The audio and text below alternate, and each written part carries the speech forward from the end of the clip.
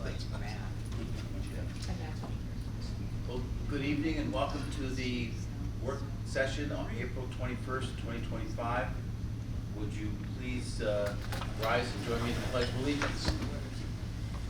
I pledge allegiance to the flag of the United States of America and to the republic for which it stands, one nation, under God, indivisible, with liberty and justice for all.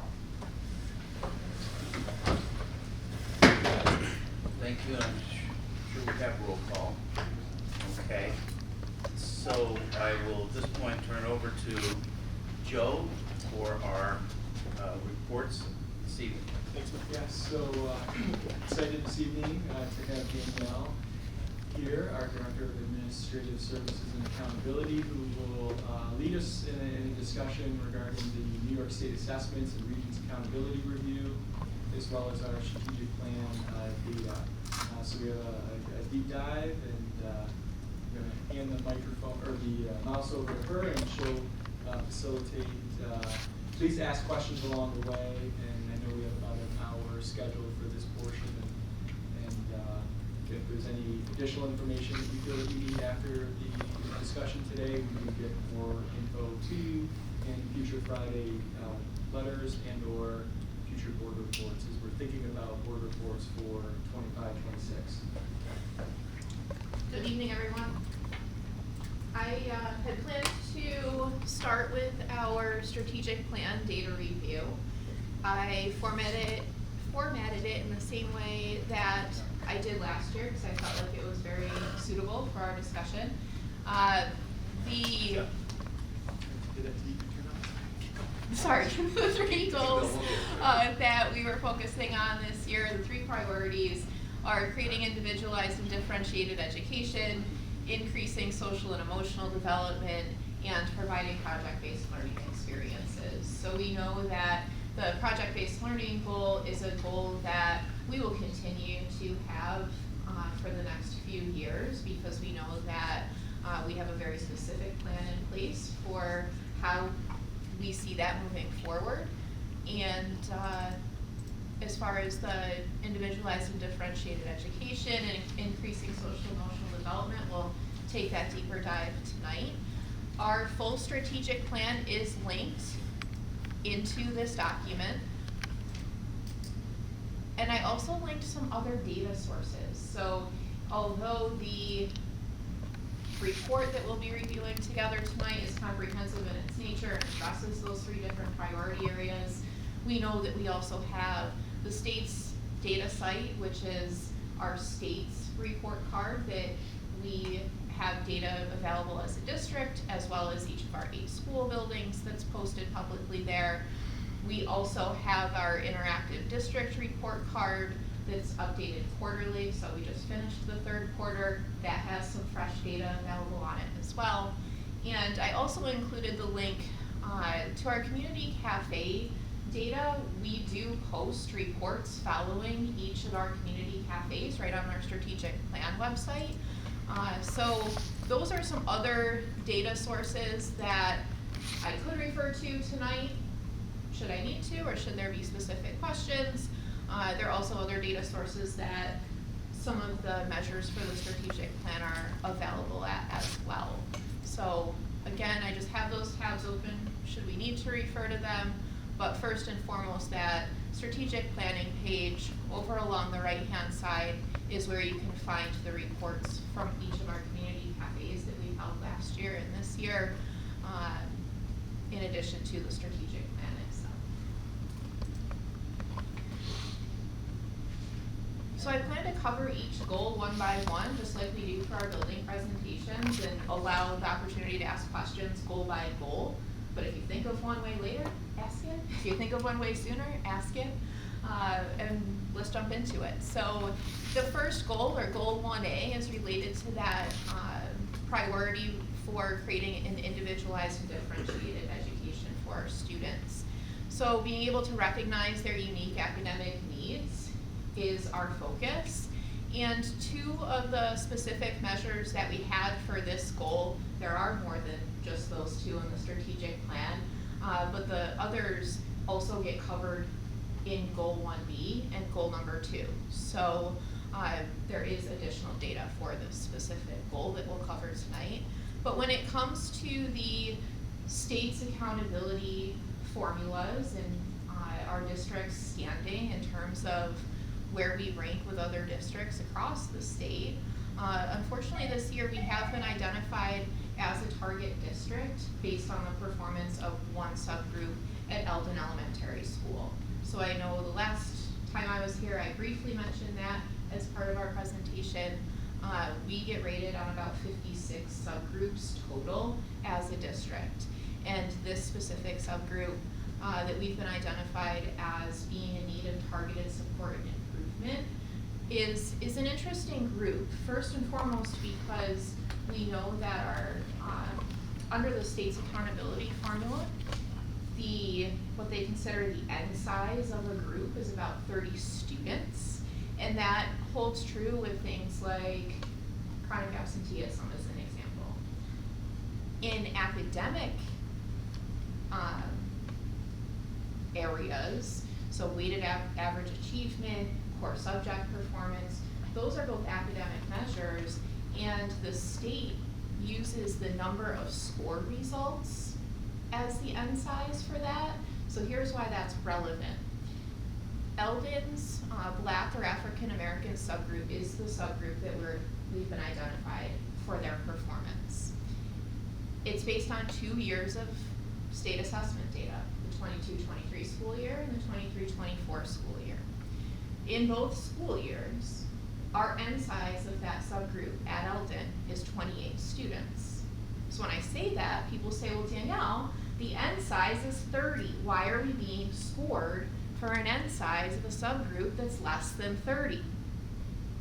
Because when it comes to those academic measures, and we're thinking about the number of student results, when you have a subgroup who only has 16 students in grades 3 through 5 test on ELA, and that subgroup then tests in math, there's 16 more results, and 16 and 16 ends up giving you an N size of 32.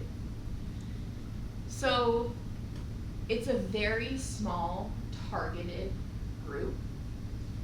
The formulas that the state uses to make those calculations are the formulas that the state uses to make those calculations. In the next phase of the state's accountability measures, they are actually reducing the N size to 20 students. So we'll see how that plays a role as we move forward, but the N size is one of those major reasons of why we have found that we're identified as a school in need of targeted support and improvement. So what does that mean? We've been in this position before. We've been in this position several times before, actually. And when this occurs, we are required to complete an improvement plan. And the level of improvement plan that is considered TSI, or that targeted support and improvement, is a district approved plan that Eldon's team will be working through. They've gotten off to a great start. So Eldon has a specific team. It's made up of response intervention teachers, it's made up of special educators, as well as teachers of students in grades 3 through 5. So we know that we're capturing that specific group, as well as a teaching assistant who's on the team, and parents who are on the team as well. So when we've been on a plan in the past, we've been required to complete what's called a DSIP, or a District Comprehensive Improvement Plan, because the district also is identified. Because it's only the one subgroup for Eldon, and the district's only identified for that subgroup, we have an option through the state education department where we're able to use the school's plan as the district's plan. So that's been helpful in many ways, because Melissa Chido and I are sitting right along with Eldon's team as we're working through much of this process together. So we're providing that district level support. We're right in the room. And so as we've started this work, we started the work in the beginning of March. Really the initial steps are to complete a needs assessment. So there was a culture climate survey that Eldon administered right before break. And we actually had well over 20% of the parents complete it, which is always a good sample size to be starting with.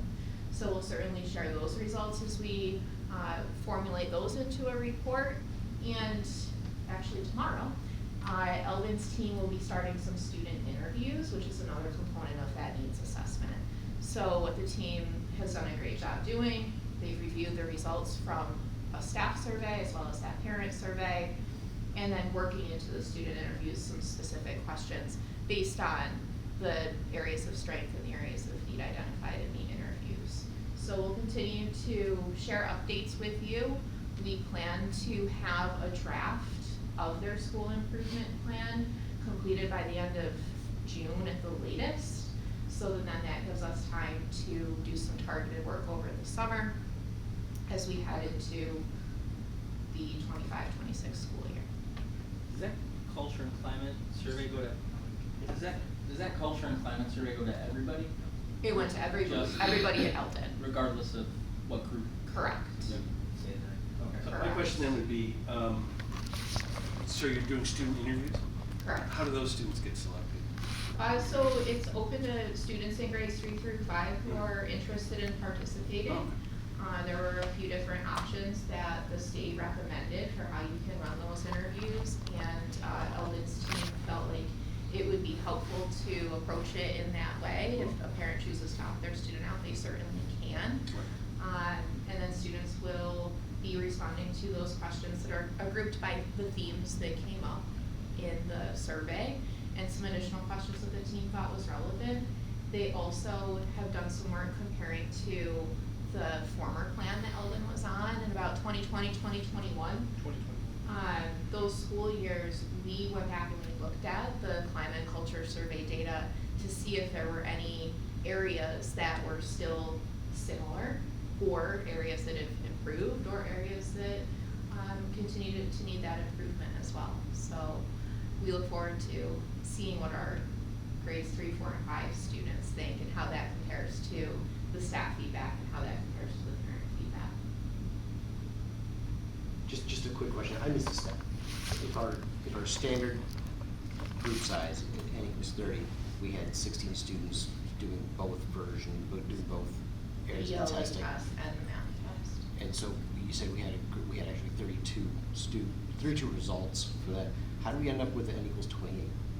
Did So just that's students not for test or all something? students in grades K through 5. Okay. When you whittle it down to just students who are tested, that's where you end up with Okay, great. that 16 continuously enrolled. There's a lot more to it than what it probably sounds like. One thing that I think is positive, at least from the perspective of having been a part of the process, Joelle was actually here completing her internship, helping to facilitate the previous principal through that process.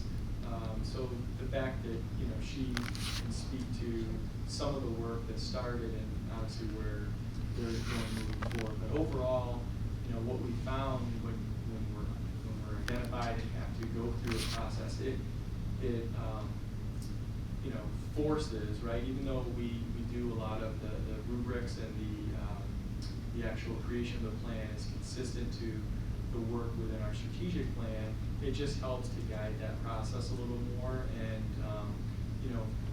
for, I guess, a good way of looking at it, it lights a little bit of a fire, right? We can't be complacent, and I think sometimes we have a tendency, because our kids do well, but knowing that there's an area that needs to be focused on really helps to bring to light with staff that we need to just continue to think outside the box in many ways to make sure that we're reaching every single student. And what's good for students that happen to be identified in this subgroup is also good for students that aren't identified within that subgroup. So it's really about raising the level of instruction and creating better learning opportunities for all students within that building. That's what this plan does, because we can't just single out this individual subgroup. There's more to this. And you know, given the fact that state testing has also changed and will continue to change, and who knows where we go with federal accountability and obviously adjustments to state accountability. I mean, this cycle is, you know, ever continuous. So the fact that they've adjusted things to local support and improvement and targeted support, I mean, that's the state's philosophy, and I think everyone's, that we're always looking to grow. So while it's not nice to be identified, I do think it will just make us, you know, better moving forward. And there is some financial benefits to being on or identified. And Danielle can talk a little bit real quickly about how much additional funding we'll receive that will be targeted specifically for Eldon and improving performance there in that building. Absolutely. So we have been identified to be able to receive up to $50,000 for the planning work. And the planning work is well underway. We've already been approved by the state when it comes to how we plan to spend some of those funds. Unfortunately, we could never spend all of that money with some of the other constraints that are placed on how you're required to spend it. So we have about $5,000 that has been committed to our teachers working outside of their contractual day to help us work through this needs assessment process, to help us work through writing the actual plan, and then we'll continue to support the work that the team comes up with additional funds that then become available, I believe, July 1st, and usually it's for the school year, so it'll run July 1st through June 30th. I believe they shared that it was $75,000 that we can spend specifically for things like professional development, anything that the team comes up with that will further support our students.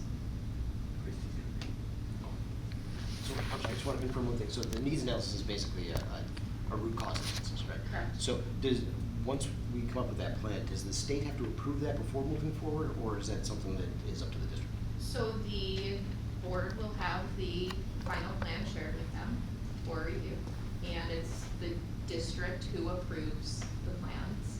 But we are required to share the plans with the state education department, and they do provide feedback in order to just further that continuous improvement for all districts, for all subgroups.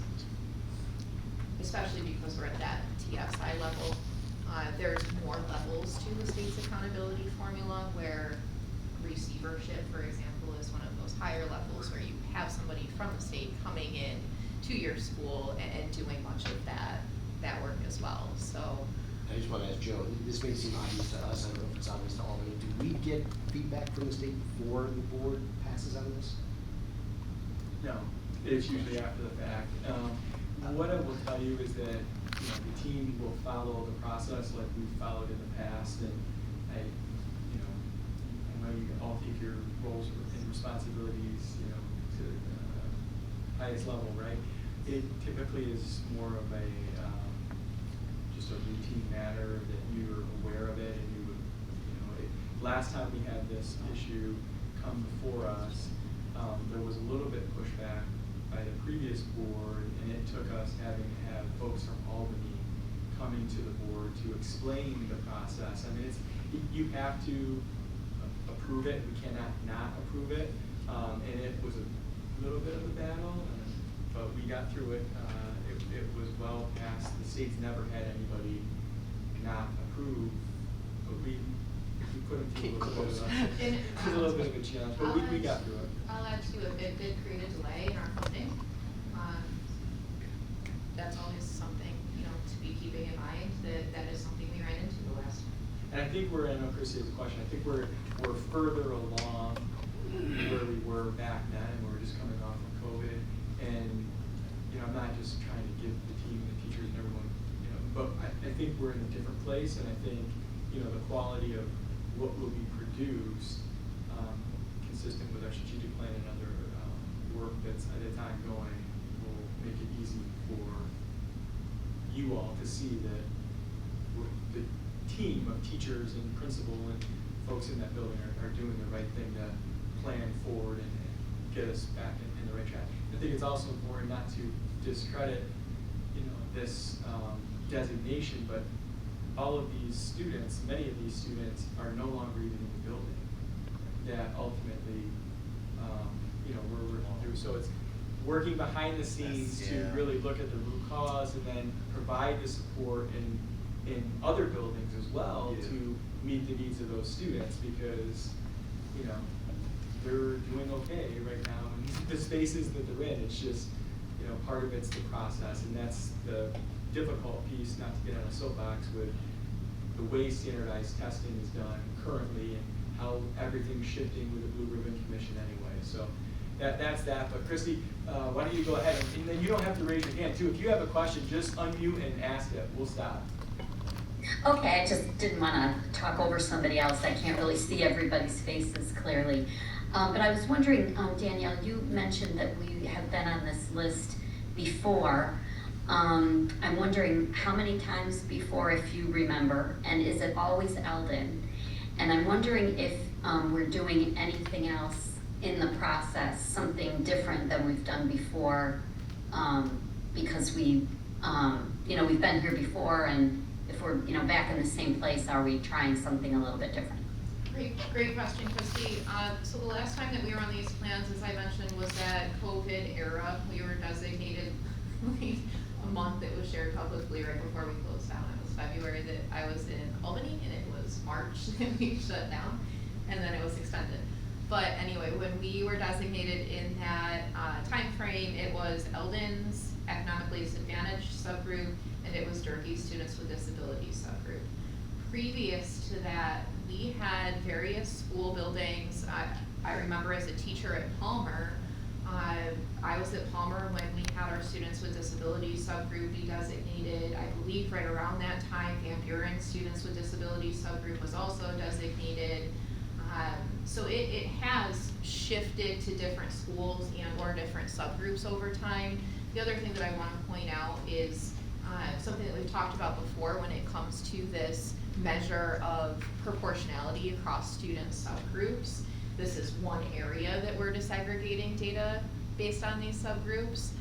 But as I've said before, and I'll say later on as we look at our activity involvement, we know that we have that intersectionality that exists across subgroups. So there might be a student with a disability who's also economically disadvantaged who falls into, in this case, that Black African American subgroup. So one of the things that we looked at when we were looking at this data, and the reason why, was just how did those other subgroups perform when we know that there is that intersectionality that exists.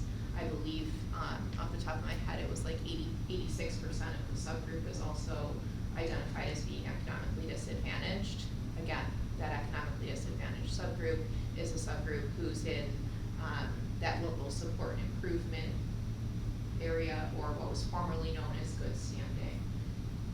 I think also, Chrissy, just over time too, I do believe some of the strategic things that we've put into place with integrated co-teaching and the supports over the last several years really have helped us move forward. I mean, it is a little bit of a ebb and flow game, because the way the state does this is they take for those specific exams the performance across the entire state, and they take a certain number of schools, and based on the performance they get identified. And but I do think a lot of the things that we've put into play, speaking to what I mentioned earlier about what's good for a student that's struggling is also good for every other student in that class.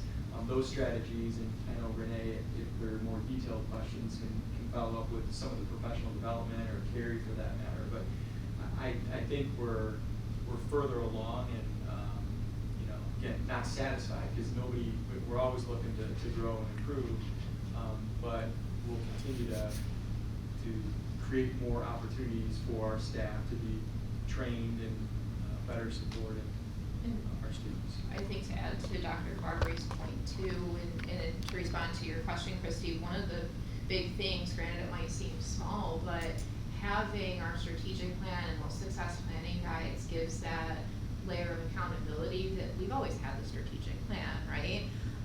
But I feel like, from my perspective, by targeting the priorities that we've been targeting and approaching the plan in the way that we have, it has given more support.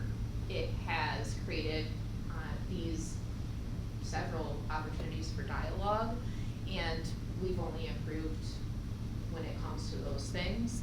The accountability system as a whole, I'll just give a quick plug to for those data bites. The accountability system is what you see in those data bites as well, and that's something that we will continue to work through as a leadership team, that we'll continue to work through.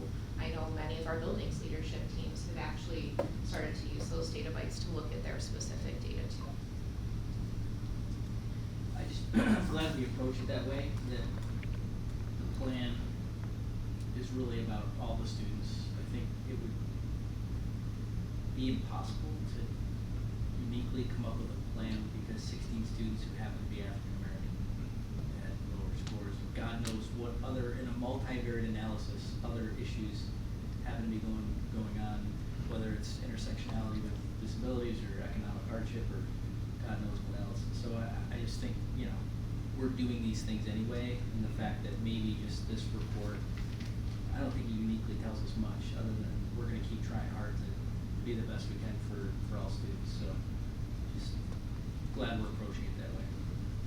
And I will say, not every school district across the state and region approach it that way. I think, they will target the subgroup, and, you can spend your money that way, but when you really think about it, I believe personally that that's isolating and that's not what is best for students. And again, I think it speaks to the inclusivity that we're trying to move forward. So some of these shifts, even shifts that we're making within master scheduling this coming school year across our entire district, PK to 12, with that inclusive mindset, is going to have a positive impact on our student performance when it comes to these assessments moving forward. I just believe it, and I think, Tom can speak to that probably more than anybody else, because What I was going to say was, I think we do a good job of drawing back the decisions that we make, I think, to what we say we believe in. And so this is another example of that, so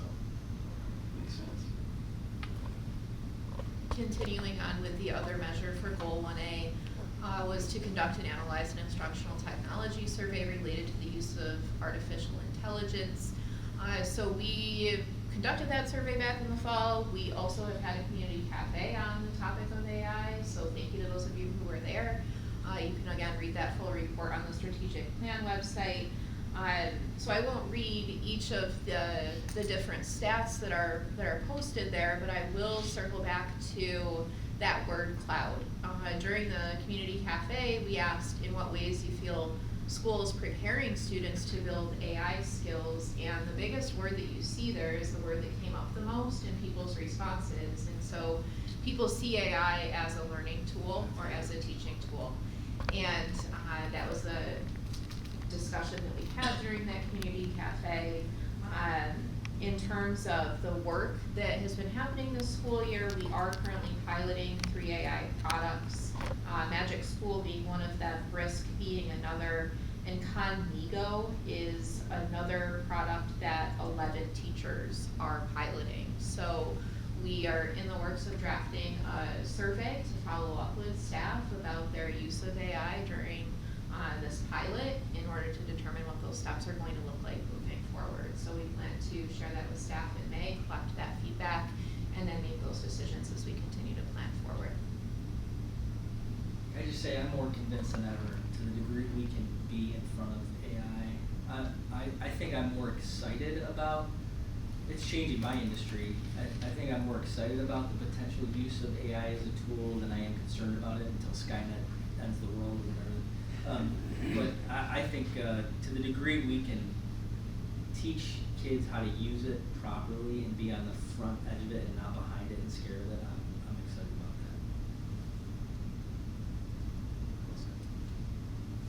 that. Continuing on to Goal 1B. Goal 1B is that priority area of providing project-based learning experiences for students. Again, this is a goal that we will continue to work on for the next few years. A couple of the measures that we were looking at were to, again, demonstrate that continuous improvement, specifically when looking at the percent of students demonstrating proficiency. So I included the graduation rate statistics over on that chart to the right, having a graduation rate of 95%, in comparison to the state's graduation rate of 86%. So still meeting that goal that not less than 95% of students would meet that graduation requirement in 4 years. When you look to the bars to the right of that advanced Regents diploma, we did have a goal that no less than 65% of students would receive a Regents diploma with advanced designation. That's the specific wording of what you're seeing in that bar there.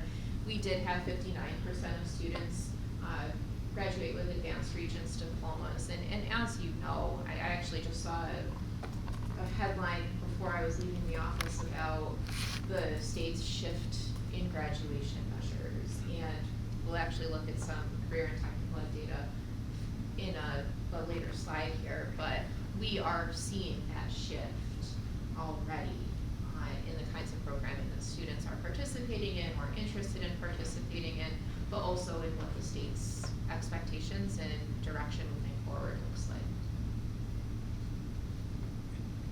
Looking at the trend charts there on the Regents exam, Yes. it doesn't look like,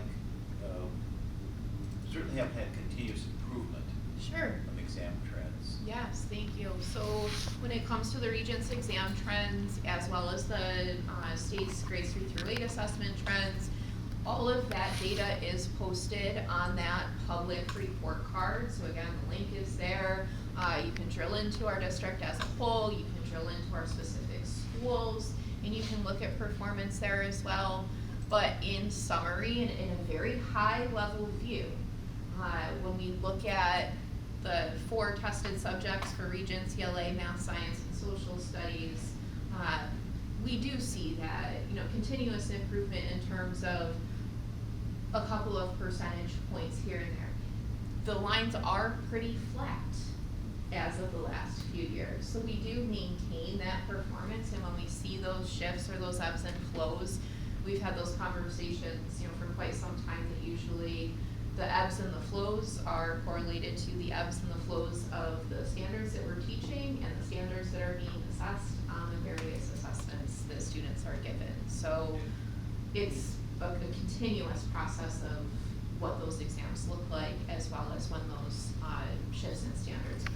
And when the shifts in assessment, because we're going through that shift right now with the changes in even the Regents exams. There's new exams being administered this June, and then who knows moving forward as the Blue Ribbon Commission, the state finalize their changes. So some of that, those graphs, don't tell the full picture, which, thinking about those stories, but I think overall, we do see students doing relatively well, and yeah, we're never satisfied. We should always be looking to get better. The other data for Goal 1B, as I mentioned, increasing the number of students earning the seals of civic readiness and seal of biliteracy. You can see on that chart there, the green is the seal of biliteracy, which has maintained over the last couple of years. This year we're seeing fewer students, but we're also introducing the seal of civic readiness. So when we break down that data, or when we look at those trends over time, the seal of civic readiness started with only 8 students completing, moved up to 9, and now this year you can see that really change, where we expect about 150 students to successfully complete. And again, the seal of biliteracy, about 30 students are expected. What did we do that created that change from 9 to 150? That's Renee's. Yeah, so what happened is in that first year, we were really just targeting, because we were just getting it off the ground, so we really were just targeting our seniors. Seniors are the only ones who can earn the actual seal, but you can start the process of earning points as early as 7th grade. So in between that first year and this year, we have started, the process of allowing students to earn the points in 7th grade. And when you get groups of teachers on board like that, you then all of a sudden you're hitting every kid. So by the time they get up into Derby, they have a good bank of points. And then as they move through, really every student should be able to graduate with the seal of civic readiness, whether they want it or not. You know, they should have points. So that's why you see that great big jump right there. The other measure that we had for this goal was to establish that baseline of student participation in our CTE programs. So these are approved through New York State Ed CTE programs. This is based on class of 24 graduates because these are our completers. So there are, several requirements in terms of the coursework that students need to complete to be considered a completer. But we have programs in culinary arts, business, finance, and business marketing. So using that class of 24 data as that baseline, seeing where that data ends up at the end of this school year, but I think more so moving forward, how can we continue to ensure that our students are taking part in the CTE programming that we offer, knowing that we have those updated graduation measures coming down the pipe. There is very much that support to continue to grow CTE programming statewide. And I think, and it would maybe sort of tell the full picture either, but we can maybe look at adding the CTE completers through the OC and BOCES program as well, because we have 100 students every year, if not more, participating in those programs. So that'll be another piece of data that I think will be helpful to see the variety. There's more than just the culinary arts, the business finance, the business marketing, because of taking advantage of those programs. And I think we'll, as Danielle mentioned, with the shift from the Blue Ribbon Commission to what the state is looking at, and just the needs that are within the region and across the country, we will see more students taking advantage of programming through CTE as opposed to maybe colleges and universities. But that's fine. It's about getting kids what they need in order to be successful when they leave us and move on to quote unquote the real world and life after high school. The last measure for this goal is also posted on our district's report card. It's updated with each benchmarking cycle. So for our universal screening assessments in reading and math, we benchmark students in the fall, the winter, and in the spring. So the month of May is our spring benchmark window. This data is based on our winter or our January benchmark data. But it is, again, posted on that district report card that you can find online. And all that I did in terms of the chart that you see on the report versus the chart that you see in the district's report card is I only looked at that 21-22 school year and 24-25 school year on the report, but the district's report card outlines all of the years in between. So I just wanted to share again that mindset of being able to grow the green. So ultimately what we're doing when we grow our green is we're seeing the number of students who are performing at or above grade level grow, which therefore decreases the number of students who are at risk, who might be being watched and receiving some additional intervention.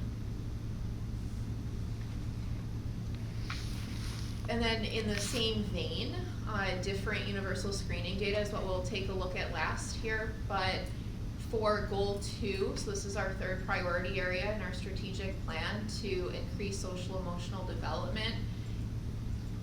We can see on that right hand side the BIMUS screening tool is what we use to look at students' behavior and social emotional skill progress. So we often look at that negative affect rating scale because it's often surprising data, I would say, for staff when we look at it, because these behaviors are more of what would be considered those internalizing concerns. So they're behaviors that you might not see on the outside, right? The aggression, or students who might, verbalize their dissatisfaction with something, compared to those negative affect behaviors where you're seeing more of those symptoms of anxiety or depression or withdrawal. So again, I compared the spring benchmark to the spring benchmark, which is completed toward the end of the school year for the BIMAS. But again, wanting to grow the green. So we want to see exactly really what we see up there in that graph. We have increased the percentage of the students in the green or performing with low risk is how the BIMAS breaks down those ratings, but we increased by more than 10% in that area, which means that we have fewer students at risk in terms of their negative affect. The BIMAS also gives us data in terms of students' social emotional skills. So the skills for academic success are also known as the core competencies for social emotional learning. And in addition to self-awareness and self-management, relationship skills, social awareness, and responsible decision-making are the 5 skills that is included in the BIMAS rating scales. The self-awareness and the self-management are what we honed in on in terms of this report. The skills have a little bit different of a scale, where you can see the dark green indicates an area of strength.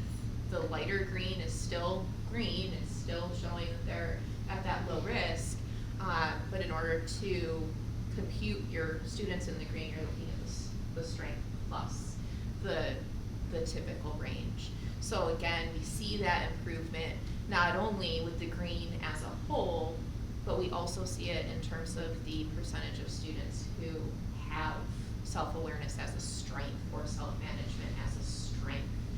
And again, therefore, we see the number of students receiving those interventions because they're considered high risk or because we're concerned decreasing because we have made that progress by growing the green. So we'll continue to monitor those skills for academic success. You will actually, if you have a younger grade level student, we've included those on our report card revisions coming for next school year, where we'll report out on those areas, not to grade them, but to report out and share on that developmental scale how students are performing. Can I ask a quick question? Please. So comparing these student outcomes, we're looking at 2024 and 2021. After COVID and that kind of thing, the numbers were a little bit lower than they were going into COVID. So these numbers from 24, how do they rate to the numbers that we had before COVID? Are they still an improvement from those, or is it still just improving from coming back? So what's interesting when it comes to that BIMAS data, and the reason I actually started with that 21 school year data, is because that's when we first started to use the screener with our students, was following COVID. We knew that it was something that we had as a goal. We had only ever had our teachers complete the reading scales in grades K through 6. And we knew coming out of COVID especially, we knew that we wanted to make sure that we were checking in with students, see how students were doing, and that's when we started that student screener. So the data itself changed. Right. It's hard to pinpoint and answer, to compare apples to apples, because it's not really. Yeah. Okay. So this data is, again, comprehensive K through 12, and it starts in that 2021 school year, because that's when we started the student screener for grades 7 through 12. Thank you. Absolutely. The additional piece of data that we have summarized here is from the survey that students in grades 7 through 12 took last spring. So the 7th graders we're talking about are actually our current 8th graders. Our seniors that we're talking about have actually moved on and graduated. But the survey was through the state's Office of Addiction Services and Supports. I would say the majority of what we found in that data really did align with what we see in our BIMAS rating data. It just honed in much more specifically when it came to youth development and substance use. So again, I won't read each of those bullets to you, and I did include what I consider the data deep dive. It's solely on that report. But the report itself was about 120 pages long in the format that we received it from the state. So I tried to pare it down for you in that deep dive, and then pare it down even more in this summary. I would say most interesting to me out of all of the data was that our students in grade 7 through 12 report their use of energy drinks well above not only the county average, but the state average as well. And that was just very glaring across all of those grade levels. So something to keep in mind or share as a parent was an interesting data point, like I mentioned. Yeah, so you did the detail was in the report. Yes, and that I was can on our certainly agenda. refer to So, that. and I was shocked.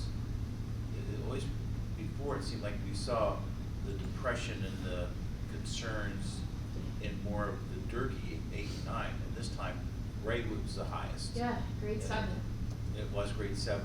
Grade 7 specifically, so it wasn't even administered to grade 6 students, right? It's Okay, only didn't for say those that, grade yeah. 7 students who are actually at Durkee now.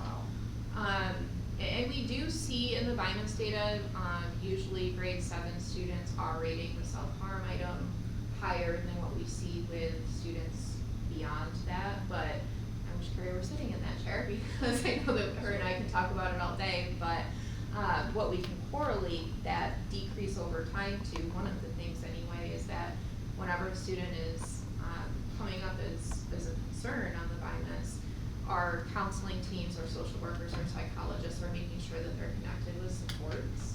And so grade 7 students might not be, but by the time that they're in grade 8, grade 9, and so forth, we're able to connect that. And so we've seen those huge or significant declines in terms of the number of students rating the self-harm item, or even when you can see it in this data too,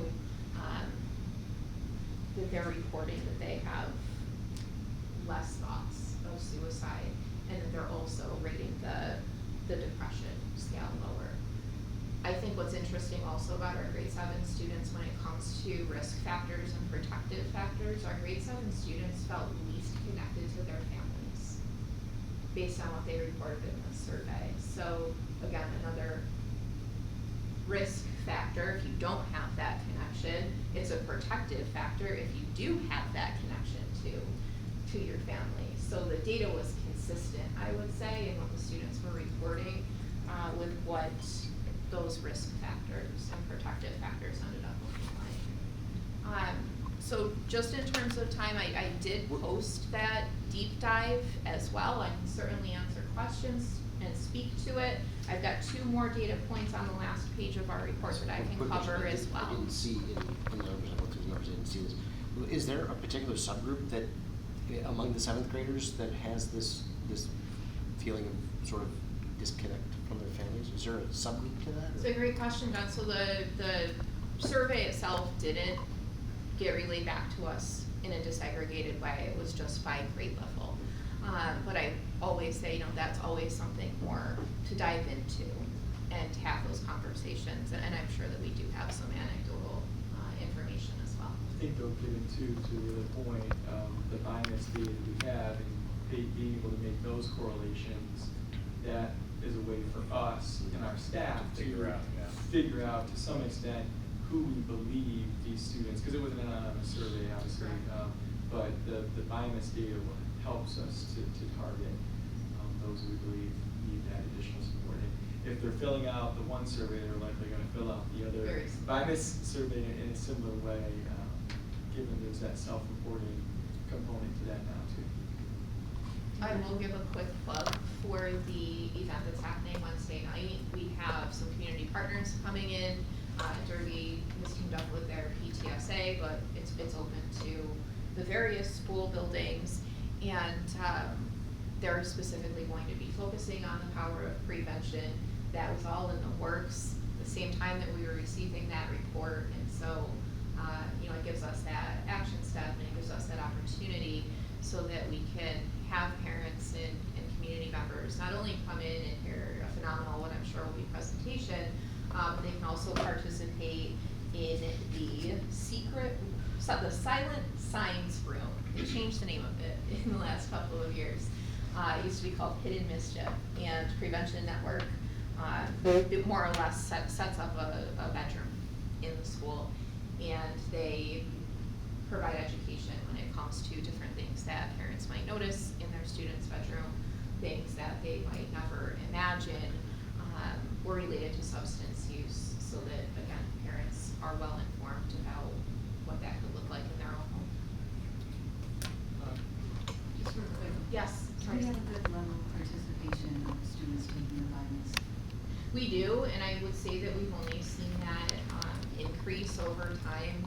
What we saw initially was that it was often our Baker students, and it really came down to trust and building trust with them.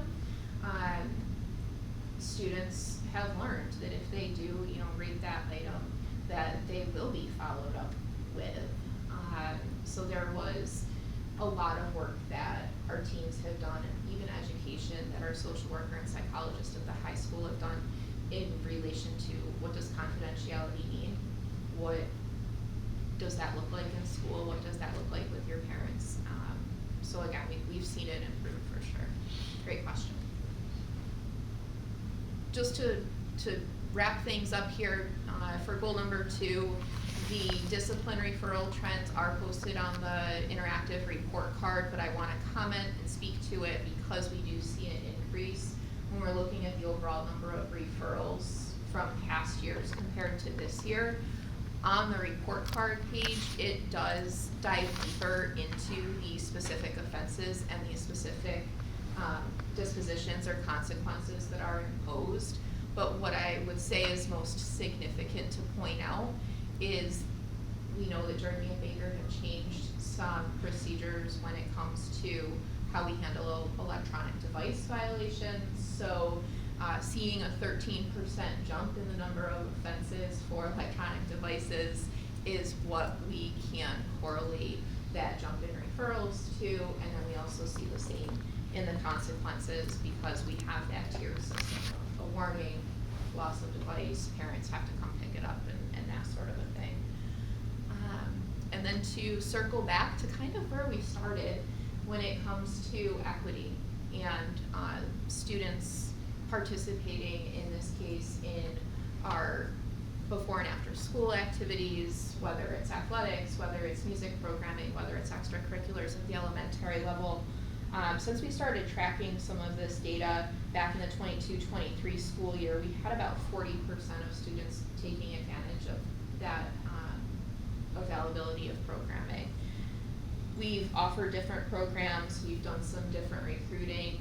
We have begun to offer transportation, which has been huge in the participation numbers that we've seen. So we've moved from about 40% participation to 53% participation in just those couple of years. And when it comes to the involvement, in this case, we found it important to look at our students with disabilities and track that over a few years, but we are tracking other groups as well. The percentage of students with disabilities who are participating in those activities has also grown over time. So since we started tracking, we had about 7% participating, and now we're at about 10%. So when we think about that in how proportionate that is to our population of students with disabilities in the district, we currently are at about 15%. So where we started at about 7% was like half of that, and we've granted seen a couple of percentage point change. Those couple of percentage point change means a lot for those specific students. So it's been great to see improvement in that area and to see that proportionality become closer to what our population looks like here in Beeville. Do you have any other questions about goal number 2 or anything in general that we've talked about tonight? saw the word differentiated instruction up there earlier. And I'm wondering exactly what you mean. So back when we had introduced differentiated instruction some time ago, the idea then was a student could retake a test if they proved to their instructor that they had done extra study and extra work to improve their grade. Is that what you meant there? It could be. So typically when you're talking about differentiating instruction, you're talking about differentiating content, process, and product.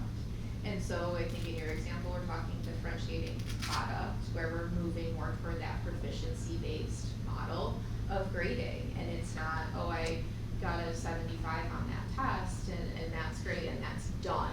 It's, I got a 75 on that test, but now I know where I needed to focus, and now I can demonstrate 90% proficiency, just as an example. But maybe it's providing a different option for students to just demonstrate that proficiency. Maybe it's not a test, maybe it's that portfolio kind of thinking, maybe it's a project. So it's expanding it beyond the product itself. Just kind of an idea or a thought to throw out to the board. The comparisons, the data comparisons you did was to state averages. The regions, like the region stuff, the graduation rates and stuff like that, you did the state averages up there earlier. Yep. Correct. So it occurs to me that we're an upstate urban community, and the state averages includes largely metropolitan areas that would skew that trend. I think at one time in the past, we compared our data to Onondaga County schools. And I just throw that out as a thought, if people think that would be, more, I guess, more relevant is a good, more straightforward and more comparison to what we're trying to do here than what the state average is. I'd like to see. Yeah, we can do Can that. you do that? Yeah, that's easy. Granted, a lot of it's gonna depend on when data gets released from embargo, because that's part of the, and we can give, not district by district, although somebody could probably go look all that information up. We can give definitely the region, but it is one of those things that, we wouldn't do a public presentation on. We could do it based on the region, but, the board would be privy to obviously performance across. Any individual Onondaga stuff, County. we just talk about among workshops and stuff, but just in general comparisons, I think some people might argue it'd be more relevant to compare to your county average than to your state Yep, average. we can certainly do that, and then I think also, it's gonna be interesting to see over the next several years too, how things shift. Because knowing that the Regents exam is not going to be required, how does that shift across Onondaga County with student performance, measures? It'll be interesting, so this is an exciting time actually to be a part of, I think, education. And I think to that point too, one of the pieces that we do get right away, it's in the summer, is those gap analysis reports. I know we've spoken to it and seen some general examples, but I think when it comes to improving student performance and when it comes to improving teaching, that teachers can get a lot out of those reports, because we're looking at performance by standard, and we're seeing the gap between the district and the region. We're seeing the gap between, district and our BOCES in the state and so forth. So it gives us that micro view of how is this standard being performed here compared to others, because that can be a quick change in teaching practice where you know in a targeted way what you need to address, as opposed to that high level view as well. So yes, definitely. So, any other thoughts, questions? Well, you've taken this, how long have you been in this position? This is my 6th year in So- this type of position. So we went, it changes every year, I Just a understand little that, bit. sorry. But we went from like having this much reporting to having this, so you've probably taken us 20 years in 6 years, that's pretty good. Thank you. Thank you. Okay. Well, thank you, we appreciate your help and appreciate the data, so, good work.